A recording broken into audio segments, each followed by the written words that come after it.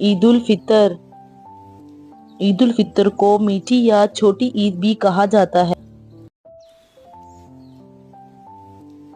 عید کا دن دنیا بھر کے مسلمانوں کے لیے خوشی، شکر گزاری اور یکجہتی کا وقت ہے۔ یہ ایک ایسا موقع ہے جو رمضان المبارک کی کامیاب تکمیل کا جشن مناتا ہے۔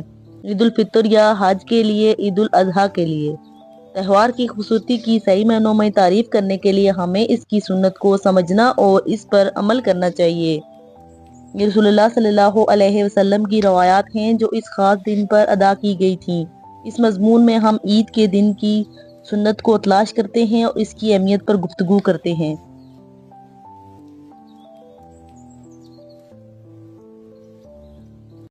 عید الفطر کی سنتیں اور احکام۔ صدقہ فطر کی ادائیگی۔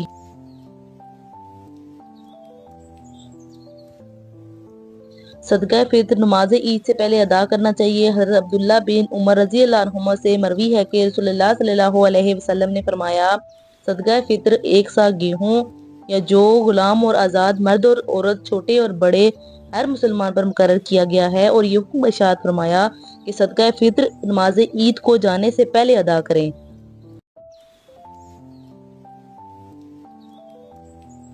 غسل کرنا۔ پہلی سنتوں میں سے ایک یہ ہے کہ نماز عید کے لیے روانہ ہونے سے پہلے غسل، پورے جسم کا رسمی غسل۔ تزکیہ کا عمل جسمانی اور روحانی صفائی کی نشاندہی کرتا ہے۔ جب مسلمان اللہ کا شکر ادا کرنے اور دعا کرنے کے لیے جمع ہوتے ہیں،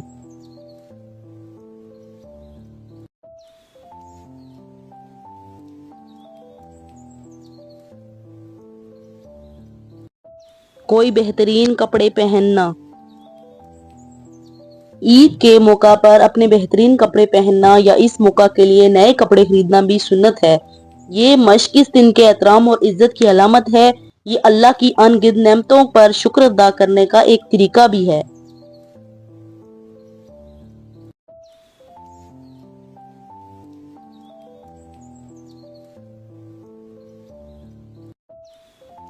عید کی نماز کے لیے نکلنے سے پہلے کھانا۔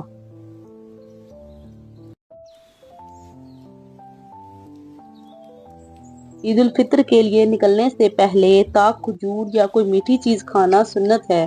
اس عمل سے روزہ ٹوٹ جاتا ہے اور رمضان المبارک کے اختتام کی نشاندہی کرتا ہے۔ اس بات کی نشاندہی کرتا ہے کہ مسلمان اب روزہ نہیں رکھ رہے ہیں اور اب وہ تہوار کی خوشی سے لطف اندوز ہو سکتے ہیں۔ سیدنا انس رضی اللہ عنہ کہتے ہیں کہ رسول اللہ صلی اللہ علیہ وسلم عید الفطر کے روز دن چڑھنے دیتے تھے، یہاں تک کہ چند کھجوریں کھا لیتے، یعنی نماز عید سے پہلے۔ ایک دوسری روایت میں ہے کہ آپ صلی اللہ علیہ وآلہ وسلم تاک کھجوریں کھاتے تھے۔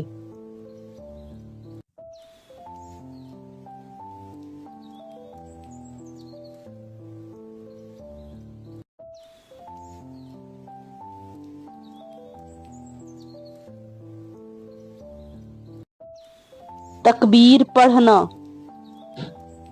عید کے دن تکبیر پڑھنا ایک ضروری سنت ہے۔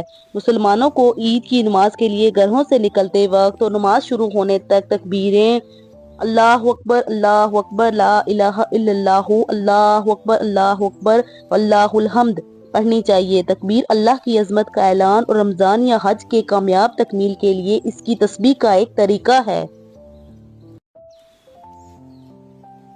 عید کی نماز کے لیے پیدل چلنا۔ ممکن ہو تو عید کی نماز کے لیے پیدل جانا مستحب ہے، جیسا کہ رسول اللہ صلی اللہ علیہ وسلم کا معمول تھا۔ نماز کے لیے چلنا عاجزی اور اللہ کے سامنے سر تسلیم خم کرنے کی علامت ہے۔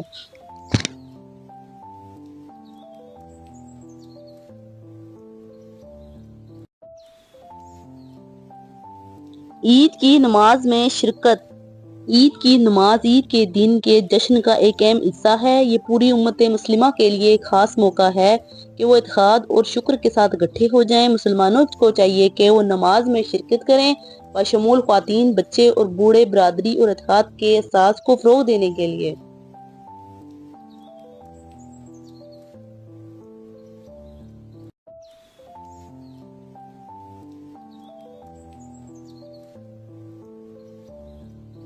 عید کی مبارکباد پیش کرنا۔ عید کی نماز کے بعد مسلمانوں کو ایک دوسرے کو روایتی اسلام کے ساتھ سلام کرنا چاہیے۔ اللہ ہماری اور آپ کی طرف سے ہماری نیکیاں قبول فرمائے۔ یہ اسلام کمیونٹی کے درمیان اتحاد اور محبت کے جذبات کو فروغ دیتا ہے اور مسلمانوں کو ان کے مشترکہ عقیدے اور عقیدت کی یاد دلاتا ہے۔ عید الفطر کی سنتوں کی اہمیت مسلمانوں کے لیے اس موقع کی روحانی اہمیت اور خوشی کو بڑھانے میں ان کے کردار میں مضمر ہے۔ ان سنتوں کی پیروی نہ صرف پیغمبر اسلام صلی اللہ علیہ وسلم کی روایات سے تعلق کو مضبوط کرتی ہیں بلکہ مومنین کے درمیان اتحاد اور برادری کے احساس کو بھی فروغ دیتی ہے۔ یہ سنتیں عید الفطر کے دوران جشن اور شکر گزاری کے جذبے کو برقرار رکھنے میں مدد کرتی ہیں، روزمرہ کی زندگی میں اسلامی تعلیمات کے جوہر کو تقویت دیتی ہیں۔